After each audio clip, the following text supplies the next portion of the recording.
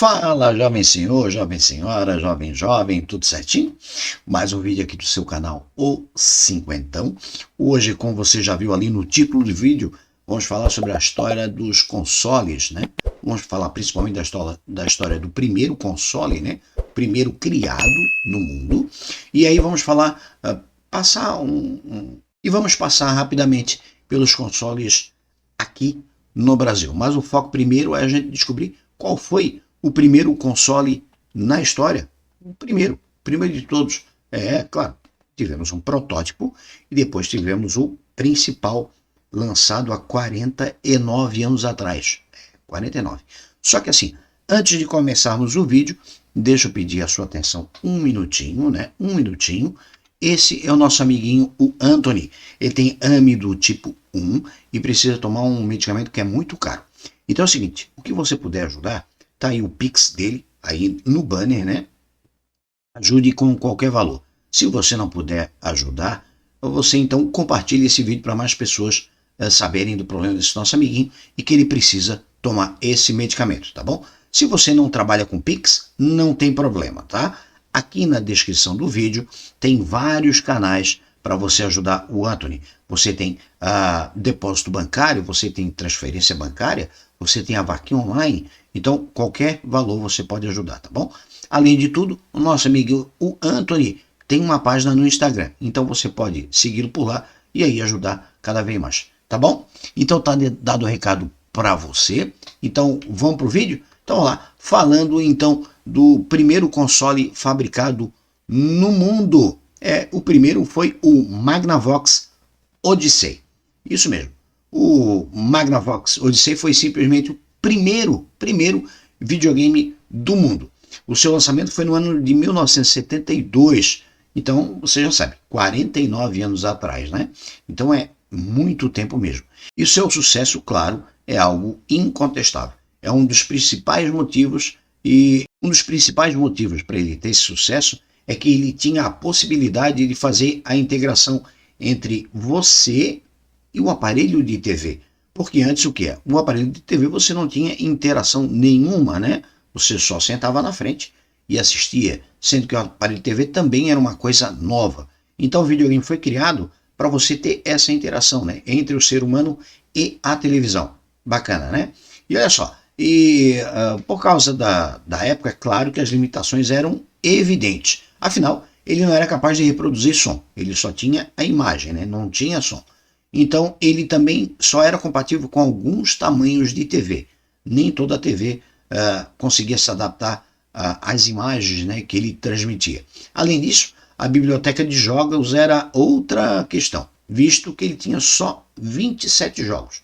Só 27 títulos ele teve lançado no período que ele ficou em produção. Tá bom? Então assim, como é que surgiu o Magnavox Odyssey?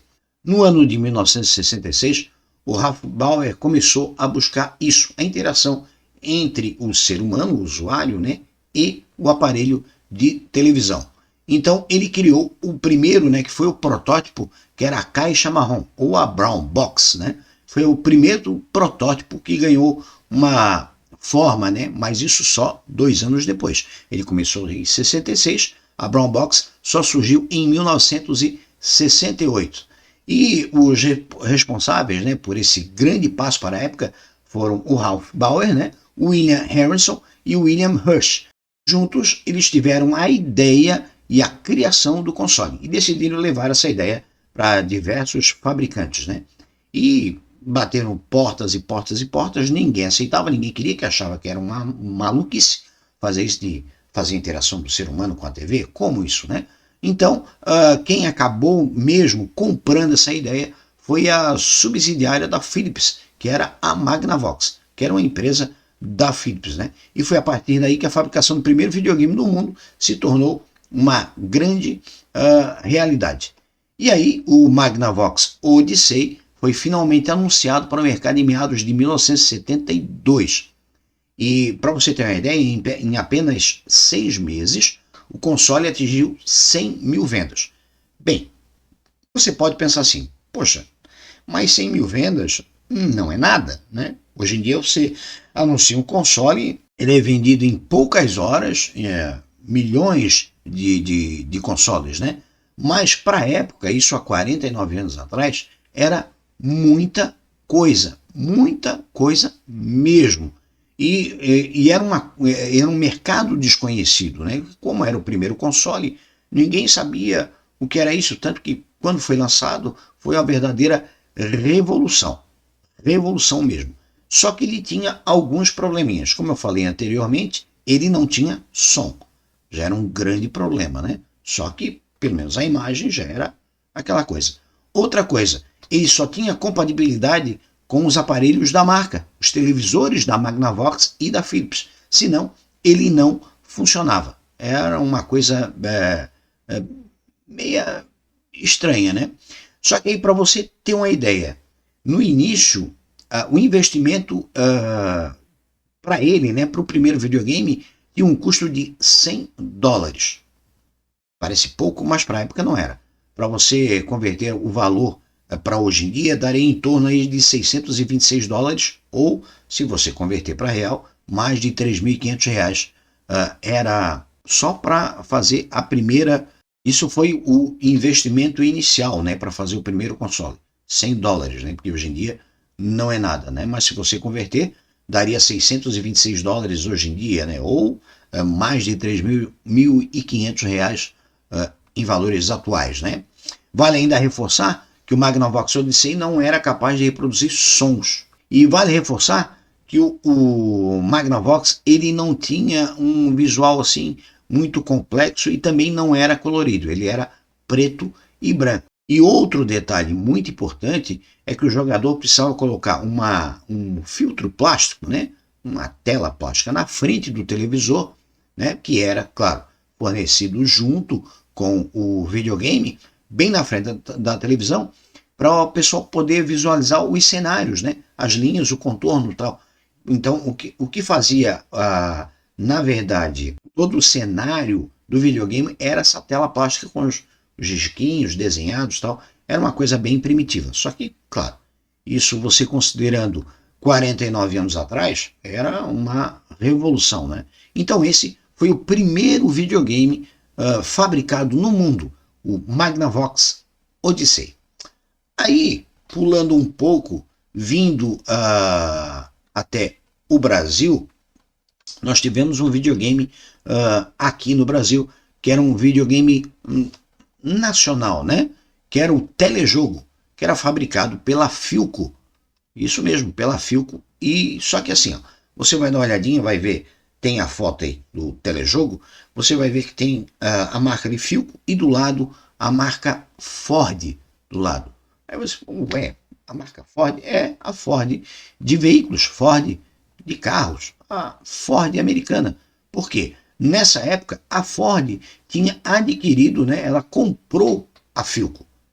Ela comprou a Philco justamente para entrar nesse mercado de eletrônicos e para poder também construir baterias para automóveis, esse tipo de coisa, né? E o telejogo foi lançado aqui em 1977 pelo valor de 1.600 cruzeiros, que é cerca de hoje em dia, para valores atuais, entre R$ 1.200 mais ou menos. E ele agradava bastante pela simplicidade, né? Levando em consideração os padrões da indústria da época, né? Ele era bem simples. E a inspiração para o telejogo foram as máquinas de Pong, que eram fabricadas pela Atari, que logo a gente vai conversar sobre esse outro console, né? E o dispositivo oferecia também 3 jogos só. Tinha o tênis, paredão e futebol. E todos os 3, na verdade, tinham a mesma jogabilidade. Eu cheguei a jogar, o meu primo Marcelo, ele tinha esse jogo, e aí quando íamos para a casa dele, eu e os outros primos, né, nós não tínhamos, né?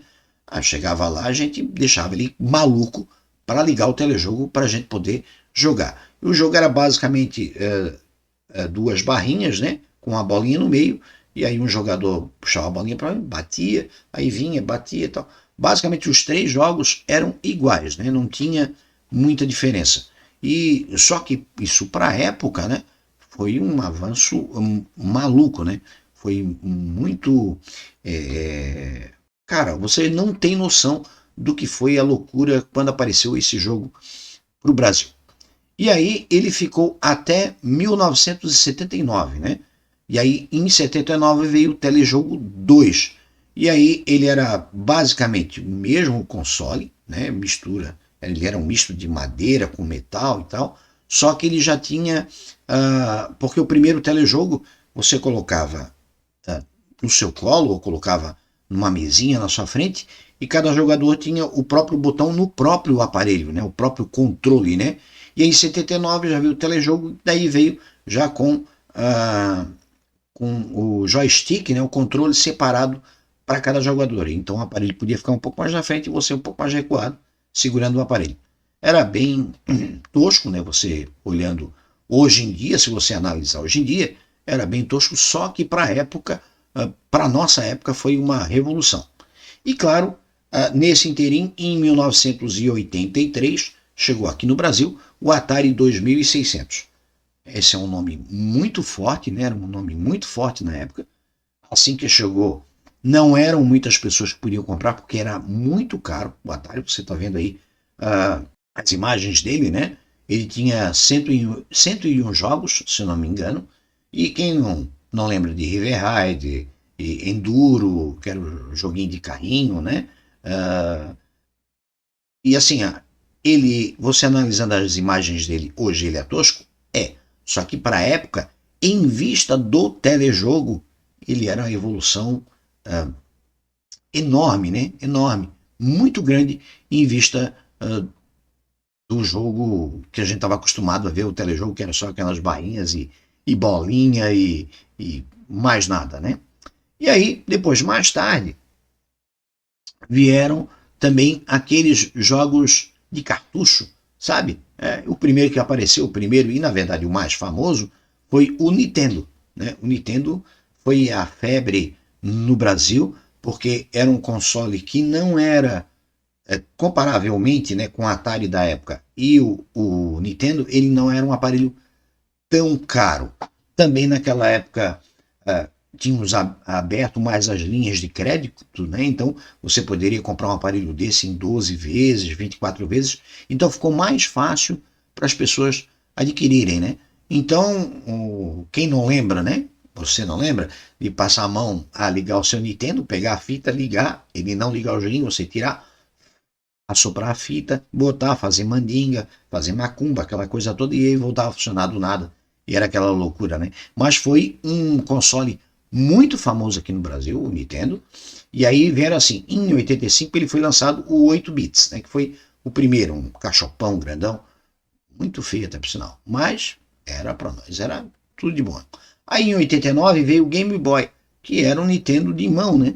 Então era uma grande novidade também, porque antes você tinha um console só dentro da sua casa.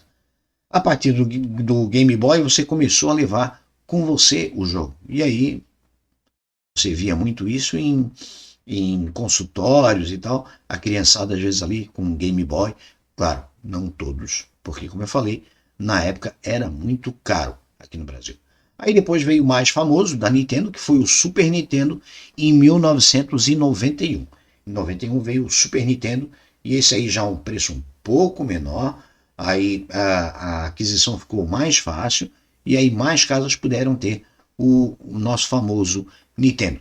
Eu vou colocar outras versões do Nintendo, você vai ver mais aí, porque daí vai ter o Nintendo o 64, foi em 96, o Game Boy Advance em 2001, o GameCube, né? Quem não se lembra, aquela caixinha azul em 2001, o DS, né? Que era um mini, aí um pouco mais com uma jogabilidade e um gráfico bem mais apurado, né? Mas aí também muito caro. Depois vem o Nintendo Wii, que até tinha um joystick estranho, que era um joystick comprido. Eu cheguei a jogar, eu acho que umas 2 vezes, não me adaptei, não gostei, prefiro o joystick tradicional, né? E fez um relativo sucesso, só que também ele era muito caro. Depois o Nintendo 3DS em 2011 e para fechar da Nintendo, depois não tivemos mais, o Nintendo Wii U 2012, que esse sinceramente eu até pessoalmente eu nunca vi, né? E aí o que deu o grande boom de consoles em casa foi o quê? O PlayStation, né? PlayStation foi o videogame, o console que deu aquele estouro de vendas, né? estouro de vendas, toda criança queria ter. Na época não era mais criança, já era um adulto, mas mesmo assim eu comprei o meu, né? Porque quando era criança, dependia dos pais e tal, a gente não tinha muita grana, e aí eu comecei a trabalhar, fui lá e comprei meu primeiro PlayStation, que era o Fat, né? Que era um cinza grandão assim, né? Grosso, grande assim, e aí você via a imagem, aquele colorido maravilhoso, a jogabilidade legal, gráficos eram lindos, né? Comparáveis até ao próprio Nintendo, né? E outra coisa, ele rodava CD, não era mais o cartucho, aquele que você soprava e colocava, não. Você colocava o CDzinho, claro que às vezes dava um errinho, abria a tampa, colocava de novo, botava para rodar. E isso aconteceu em dezembro de 1994, mas exatamente dia 3 de dezembro de 1994, que foi o lançamento do PlayStation, que fez a alegria da criançada. Aí depois veio o PlayStation 1, daí era o mesmo PlayStation, só que daí um pouquinho menor, né? Uma caixinha um pouquinho menor, mais arredondado, né? Que nessa mesma época apareceu vindo, importado, não sei quem foi aí, que trouxe aquilo, o Polystation. Porque você queria comprar um PlayStation, era caro, aí ia lá comprava o Polystation, que era uma imitação barata do PlayStation, igualzinho, só que quando você abria a tampa para botar o CD, não era CD, era um cartucho. E aí era uma coisa horrível, né? E depois a Sony começou a lançar as variações, né? A atualização do PlayStation, que daí em 2000 veio o PlayStation 2, né? Aquele grandão preto que eu também tive. Depois veio o PSP, que daí era o de mão, mas também era muito caro, né? Isso foi em 2004. 2006 veio o PS3, que eu também tive, e aí já gráfico já e cada vez o gráfico ia melhorando mais e a jogabilidade também ficando melhor. Já no PS3 aí já não era mais CD, já era DVD, já era uma mídia a mídia DVD, o jogo já cabia um jogo maior, né? Um jogo bem melhor, com gráficos melhores, e aí ficou bem melhor para você jogar. Aí veio o PS Vita em 2011, que era muito caro, que era um substituto do PSP, só que não teve uma vida muito longa, porque aquilo, preço, porque era tudo, até hoje, né? Era tudo importado. Aí, em 2013, veio o PS4. O PS4 já com gráficos incríveis, né? Já rodando alguns jogos em 4K, então foi um estouro, né? E aí, finalmente, o ano passado, 2020, veio o PS5, né? E aí o PS5 veio com a tecnologia maravilhosa e ficou aquele jogo que você conhece muito bem, né? Bem, e aí, claro, isso foi a Sony, né? Quem trazia o PlayStation era a Sony. E aí a Microsoft, claro, não podia ficar de fora. O que ela fez? Foi lá e lançou um console próprio. E aí veio o Xbox.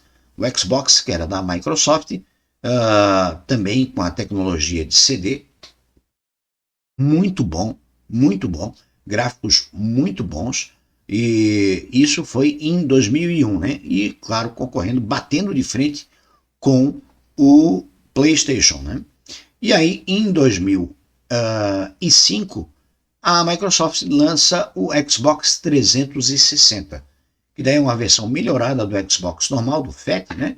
Ele já veio bem melhor, a jogabilidade bem melhor, gráficos muito melhores, óbvio, com certeza. E em 2010 ela lança o Kinect, que é o Kinect é uma câmera, né? Uma câmera tipo webcam, né, que você engatava no console, e em alguns jogos de luta, jogos de esporte, você movimentava na frente dessa webcam, né, do Kinect, e reproduzia o movimento no jogo. Então, o jogo de luta dava o soco, o boneco lá no jogo dava soco também, ou jogos de dança, né? Então, foi bem legal esse Kinect. Eu, particularmente, nunca gostei. Eu tenho, na verdade, tenho um Xbox, mas nunca me aventurei a comprar o Kinect, que nunca me interessou. Para mim, sempre foi no joystick mesmo. E aí, em 2013, veio o Xbox One, e até eu tenho esse, né? Muito bom, gráficos maravilhosos, muito bacana, e não tenho que falar mal do console. Aí, em 2016, veio o Xbox S, né, em 2016, 2017 veio o Xbox, o X, que é o X, né? Que permitia já executar os jogos em 4K, né? E finalmente agora veio em 2020 o XS, né?